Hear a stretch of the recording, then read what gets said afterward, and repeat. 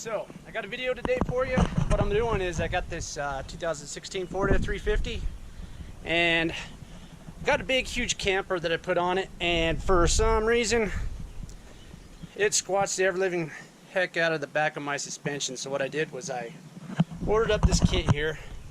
It's a Timbren SES, and basically what it does is you bolt it up under your frame, and this location right here, you'll be replacing it with that, and what it'll do is bump off the axle, and basically when you squat your truck it'll hit that before it completely squats, and it's supposed to keep the rear end up. So the kit itself comes with the following. So you got these will go on top of those, and then that'll go up and bolt up onto your axle, or your frame, sorry. Comes with all this hardware here. So what I'm going to do is get up under the truck and unbolt the existing ones, and I'll show you how to put it in. We'll see how it works. Okay, so now I'm under the truck. Here's the axle, and I'm looking up here. And on top of that, there's actually a bolt that's going to have to come out. So what I'll do is I'll pull that bolt out of that one, and then there's another one towards the other side, right there. Pull those bolts out so that we can get these out and put the new ones in. Okay, so here's what it looks like. That's the bolts you were taking off on top. And I used a 15 millimeter on my Ford F350, the 2016. That's what took it off. So now you just got a bare spot up there. Right there. So that's where it's gonna go. Okay guys, so what I did was I took what would have been this, put it all together as this, and how I did that was I took a longer bolt like this, you run it all the way through. In there's a washer that I hammered into place, as you see here, so it wouldn't move around because it flops around at first. And I ran this through, put this spacer on the top like that, and then I actually just ran that bolt into this threaded end here.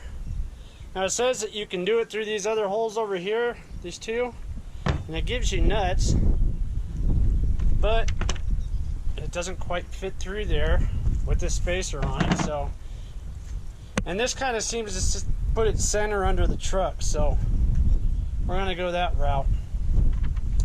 Anyway, this is what you'll end up with, and you go ahead and bolt that up under the truck.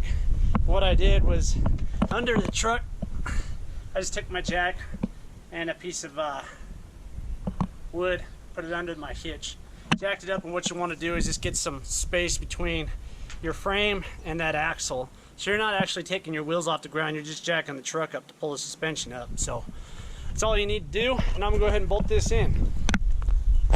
Now to bolt this in, this is what I use. They have two separate nuts. These ones are these ones. These ones are a little longer, so I figured what it's going to do is it's going to go through the frame and then into this, and then you'll tighten it down. So I'm going to run it like that and see how it works. Not sure about this extra rubber piece here.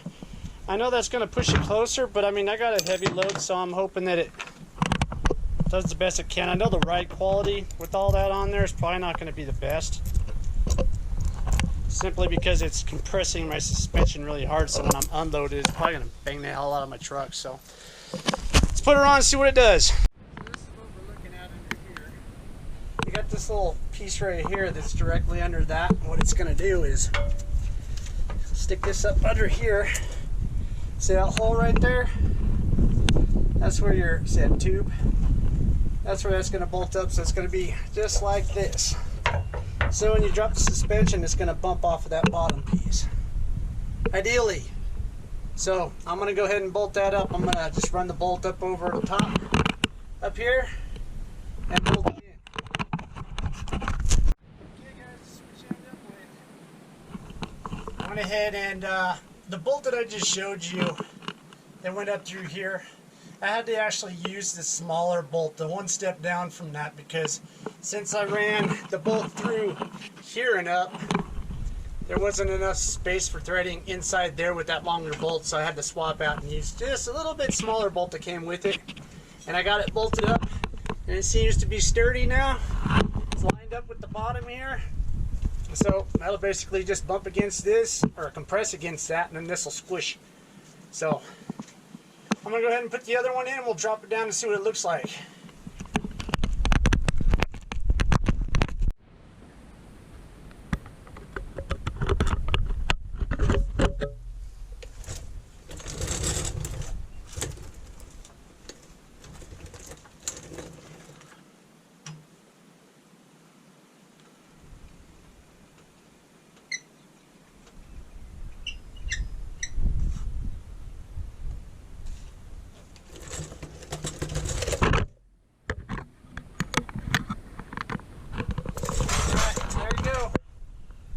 Sitting on that bump stop now, and that's the way it works. Same over there.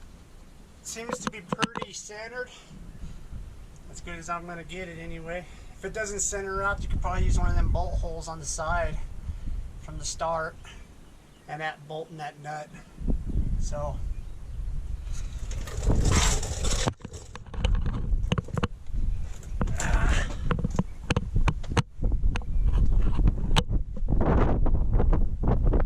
looks like it's sitting stock. So next thing to do really is to put the camper on it and see if she loads and it doesn't squat now. So I'll do that afterwards and then put that up and show you a before after picture of my truck squatting, and then the after with these on. So easy enough to put on. Like I said, Timbren SES suspension kit. They're kind of pricey. I mean, I think I paid about $300 or something like that for it. But if it works, then it's going to be well worth it, because this thing is squatted hard and I still got a lot more load to put on it. So anyway, thanks for watching. I'll go ahead and wait till I put the camper on, then I'll edit and finish this video. So next time you see me, it'll be with the camper on it. So stay tuned. Okay, so as you can see, I didn't actually shoot a video of the truck loaded up with the camper on it and the trailer. Problem was, I was so busy doing all that stuff, I forgot to do it. And then I unloaded it, and I was like, oh no, I forgot to shoot that video. So I did have the full-size camper on. I put my 20-foot dovetail on behind it, and I had my Razor on top of that. It's a 4-seater. And I mean, it's a really heavy load for that truck. So I still did get a little bit of sag in the back. I mean, it wasn't quite as bad as it was before, but it was still there. And what was good though was the ride quality was just awesome. I mean, before, when you go down the road or you go around a corner, you could feel that top end of that truck start tilting because the camper's so heavy up top. But now I can't feel it at all. It was straight as an arrow and rode beautifully. And really soft suspension when I was unloaded. I did notice when it's loaded, it's really super soft.